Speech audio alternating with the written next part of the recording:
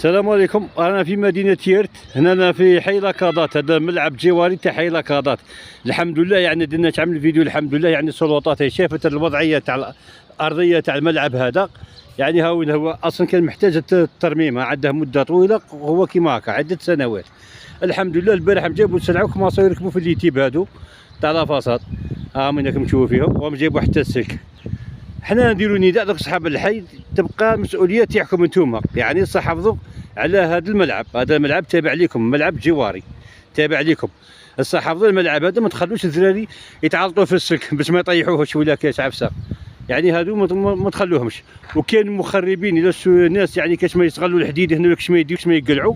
هادو تقدروا تحكموهم، تبعثهم للشرطه، ولا تحكموا تصوروهم وتبعثهم كذلك للشرطه. هادو مخربين تاع الوطن.